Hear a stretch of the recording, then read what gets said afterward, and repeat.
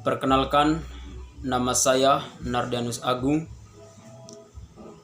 NIM 2103030100, kelas 1C, semester 1, Prodi Sosiologi, Fakultas Ilmu Sosial dan Politik. Pada kesempatan ini saya ingin mereview buku yang berjudul Politik Slogan.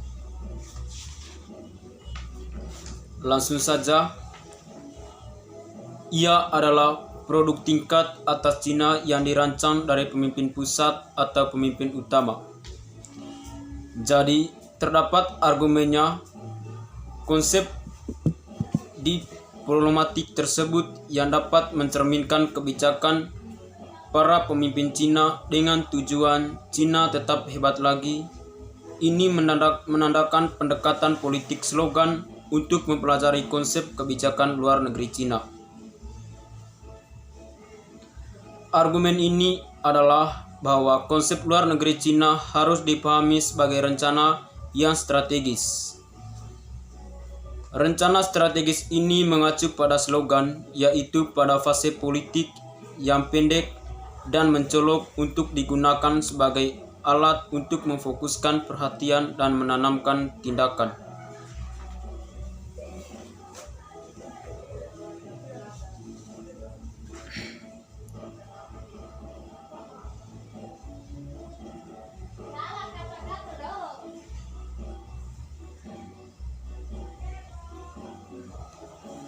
Berikutnya, ini menjelaskan bagaimana terkait penggunaan slogan.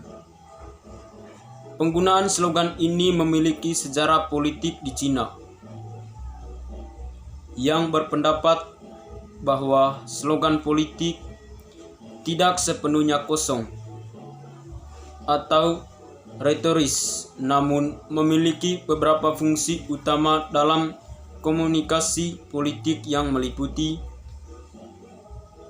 deklarasi niat, pernyataan tenaga dan uji dukungan internasional, propaganda negara sebagai alat persuasi massa, panggilan untuk dukungan intelektual. Fungsi utamanya konsep kebijakan luar negeri adalah berfungsi sebagai slogan untuk menyatakan niat, untuk menarik perhatian dan mendesak tindakan. Banyaknya analisis internasional berfokus pada bagian ini yang cenderung untuk mengimpen prestasi. Mengimpen prestasi ini adalah sebagai alasan konsep negeri Cina untuk mengingat mereka sebagai rencana strategis yang koren dan pemikiran, namun karena adanya sifat slogan yang memutuskan bahwa mereka adalah ungkapan politik pendek dan dengan gagasan yang luas dan semar-semar.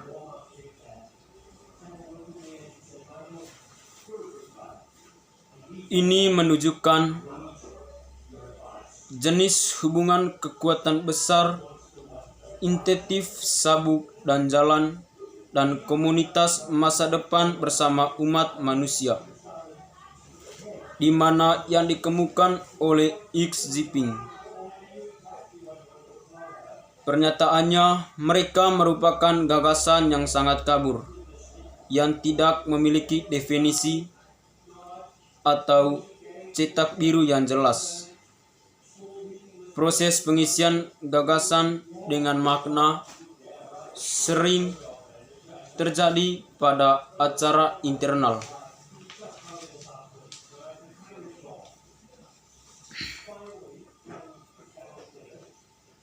Pengembangan mereka berikutnya mengikuti pendekatan pembukaan lembut. Pendekatan politik slogan.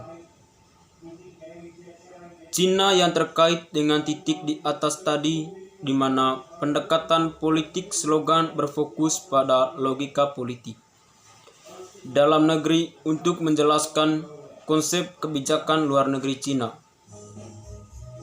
dengan kata lain konsumsi domestik, gagasan kebijakan luar negeri Cina, dan dengan demikian memberikan sudut baru untuk mengamati dinamika internal.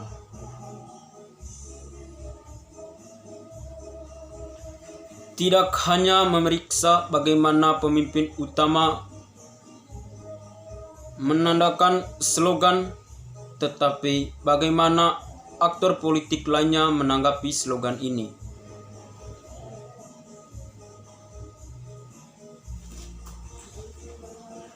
Pendekatan politik slogan ini berpendapat bahwa politik slogan menawarkan serangkaian perspektif yang berbeda yang bertujuan untuk memahami konsep politik luar negeri Cina.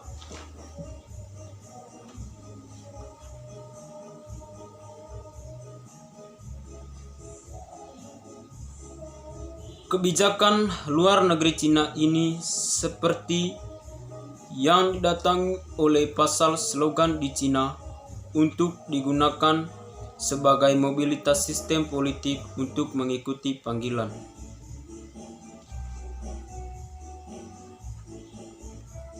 Pemimpin yang sebagai pembentuk pemerintah, pemimpin utama, mengharapkan responden partisipasi aktif dari aktor lokal untuk memasukkan gagasannya ke dalam praktik.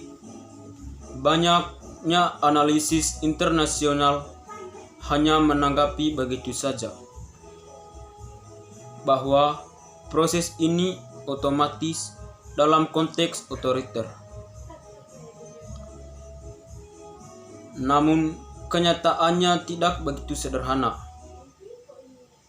Persisnya, ide yang akan diterima di dalam negeri tergantung pada hubungan daya antar pengirim.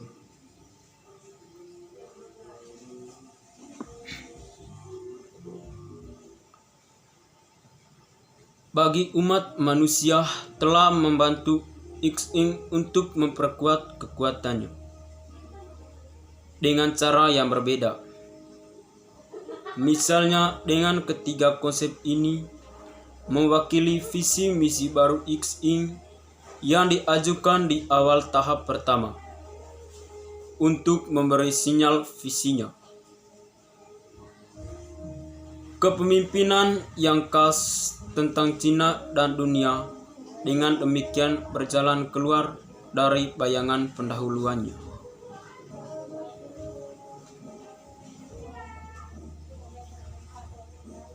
Tanggapan domestik dan global terhadap konsep ini bersifat pribadi kepada Xing.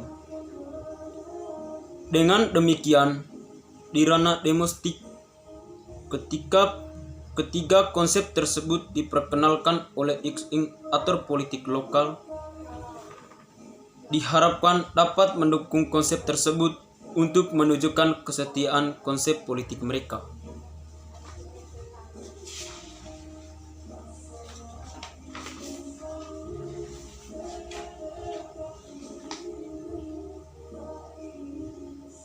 Dalam sistem otoriter, munculnya globalisasi juga berkontribusi pada fenomena.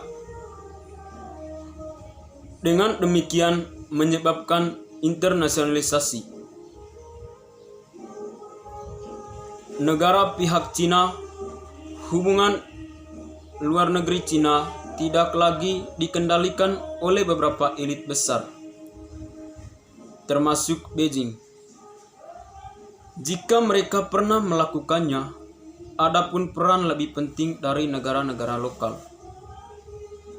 dan aktor akademis dalam memperkenalkan politik luar negeri Cina. Peran penting ini dimainkan oleh aktor lokal dan akademis yang juga menentang media internasional dan disukai akademis mengenai pembuatan kebijakan Cina.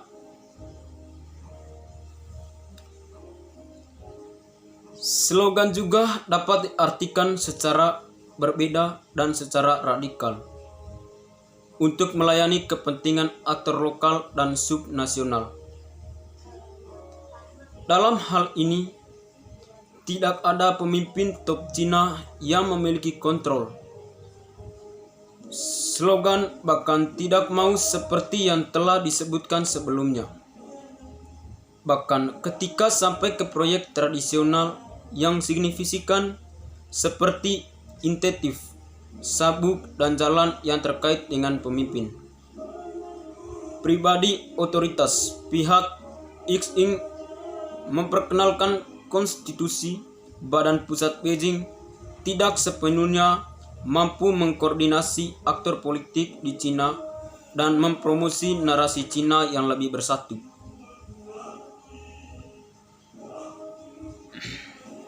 Itu saja penjelasan dari saya.